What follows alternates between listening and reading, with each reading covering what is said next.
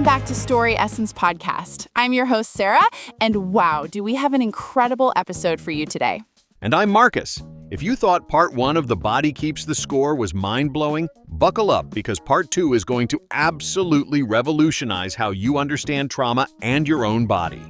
Today, we're diving into The Body Remembers. And Marcus, when I first read this section, I literally had to put the book down because it explained so many things I'd experienced, but never understood. Same here, Sarah. Kolk completely transforms our understanding of where trauma actually lives. And spoiler alert, it's not just in your mind. So let's jump right into the most groundbreaking insight of part 2. Here's the game changer. Trauma is not just a mental memory. Kolk reveals that trauma is physically embedded in the body. Even when people cannot consciously recall the traumatic event, their bodies continue to react as if the event is happening again.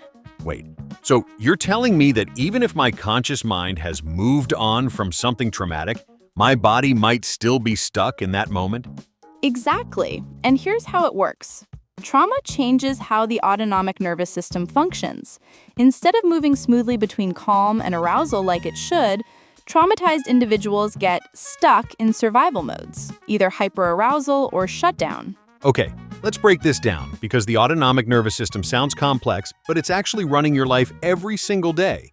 This system controls your involuntary body functions, your heart rate, breathing, digestion, and sleep. Right. Normally, it balances between two states. The sympathetic nervous system, that's your fight or flight response that mobilizes energy for danger, and the parasympathetic nervous system, that's your rest and digest mode that calms the body and restores balance. But after trauma, this system becomes dysregulated. Some people live in constant hyperarousal, anxiety, rapid heartbeat, insomnia, irritability. Others shift into hypoarousal or shutdown, numbness, exhaustion, depression. And here's the kicker. The body remembers trauma through these stuck patterns, even when the conscious mind tries to ignore or suppress the memory. This connects to another crucial concept, implicit versus explicit memory. Explicit memory is conscious, verbal, organized stories of the past, like I remember my 10th birthday party. But implicit memory is unconscious, sensory, emotional, and bodily memories.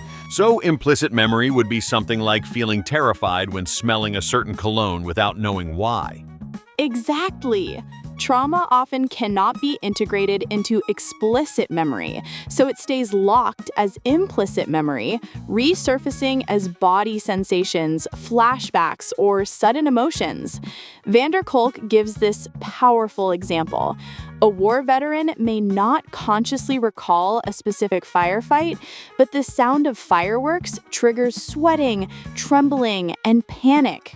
That's incredible and heartbreaking at the same time. And this leads us to something called body flashbacks, which are different from the visual flashbacks most people think about. Body flashbacks are purely physical relivings of trauma. They might appear as sudden chest tightness, difficulty breathing, nausea or stomach cramps, muscle pain or spasms. And these reactions are not imagined, they're real physical responses because trauma changes how the brain and body process stress. Kolk presents some powerful case studies to illustrate how trauma lives through the body. Let's talk about the veterans first. Many returned from Vietnam and Iraq unable to sleep, constantly tense, jumping at every noise. Medications numbed them, but their bodies still carried the fear. Then there are abuse survivors. Some patients experienced pelvic pain, migraines, or chronic digestive problems that medical tests could not explain. But the symptoms were linked to past abuse. The body was holding the trauma even when the mind couldn't access the memories. And children of neglect. This one really hit me hard, Sarah. Kids from unstable homes often developed stomach aches, skin rashes, and behavioral issues. Their bodies carried the stress of not feeling safe. These cases show that trauma lives in the body's muscles, immune system, and hormones. Speaking of hormones, trauma wreaks havoc on the stress hormone system, especially cortisol. Instead of rising and falling normally, cortisol levels may stay low, leading to burnout or spike unpredictably. This leads to chronic inflammation, weakened immune system, and higher risk of heart disease and autoimmune disorders. Kolk describes it perfectly. The body becomes a battlefield where trauma keeps fighting long after the actual event. But what really amazed me was learning about how our senses become involved. Yes, trauma imprints itself on the sensory system: sight, sound, smell, and touch. A single trigger, like a perfume, a sudden loud bang, or even the feeling of confinement in an elevator can reactivate the trauma. And here's what's so important to understand. These triggers bypass rational thought. So the brain's alarm system, the amygdala, reacts instantly before the thinking brain, the prefrontal cortex, can even intervene. That's why someone might have a panic attack and then think, "Why did that happen? I know I'm safe." This brings us to dissociation and disconnection from the body. Many traumatized individuals cope by dissociation, disconnecting from their bodies to avoid feeling pain. Symptoms include feeling numb, detached, floating outside the body, or not recognizing sensations like hunger or pain. Dissociation protects in the short term but creates long-term problems. Without body awareness, healing is blocked. Kolk gives this example. A patient might not notice they are angry until they suddenly explode because they cannot sense the rising tension in their body. And this leads to one of the most important insights in the entire book: why talk therapy alone often fails. Talking addresses the thinking brain, but trauma lives in the body and survival brain. Patients may understand logically that they are safe now, but their bodies still respond as if danger is present. This gap explains why some trauma survivors say, and this quote gave me chills, "I know the war is over, but my body doesn't." Therefore, effective treatment must reconnect patients with their bodies, not just their thoughts. Kolk previews the path toward healing. The rest of the book will explore therapies that restore body awareness: yoga, mindfulness, EMDR, neurofeedback, movement therapies.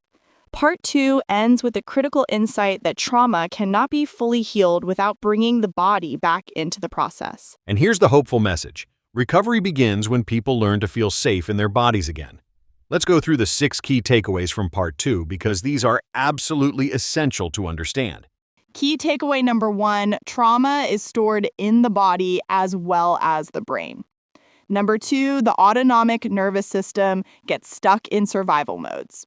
Number 3, trauma memories are often implicit and resurface as body sensations, not words. Number 4, physical symptoms like pain, illness, and fatigue may be the body's way of expressing trauma. Number 5, dissociation disconnects survivors from their bodies, blocking healing. And number 6, talking alone is not enough. Healing requires body-based approaches. Marcus, I have to say, reading this section made me so much more compassionate toward people struggling with trauma, and honestly, toward myself. The idea that our bodies are carrying these experiences and trying to protect us, even when it doesn't feel helpful anymore. Absolutely, Sarah. And what gives me so much hope is that Kolk is laying the foundation here for why therapies must engage both mind and body. He's explaining the science of how trauma imprints itself physically, which prepares us for understanding the healing methods in later chapters. It's revolutionary because for so long, we've approached trauma as just a mental health issue. But Kolk is showing us it's a whole person issue. The body keeps the score, literally. Every experience is recorded not just in our minds, but in our muscles, our nervous system, our hormones. And I love that he's not leaving us hopeless. Yes, trauma gets stuck in the body, but the body also holds the key to healing. When people learn to feel safe in their bodies again, when they reconnect with their physical selves, that's when real recovery can begin. This section completely changed how I think about healing.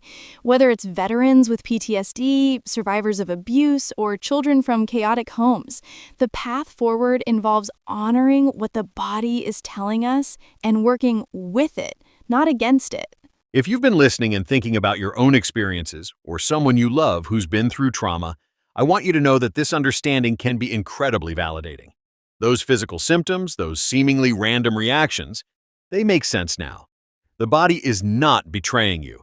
It's trying to protect you based on past experiences. And the beautiful thing is that Kolk is about to show us how to work with our bodies to heal. We're going to explore yoga, EMDR, neurofeedback, and so many other body-based approaches that can help people reclaim their sense of safety and wholeness. So, if you're loving this deep dive into The Body Keeps the Score, make sure to subscribe to Story Essence Podcast because we're just getting started.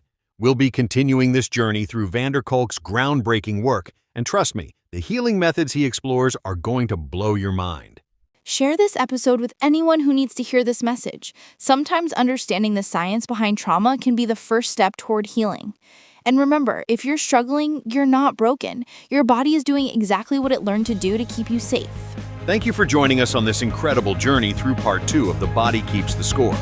Until next time, take care of yourselves. And remember, your story matters, and so does your healing.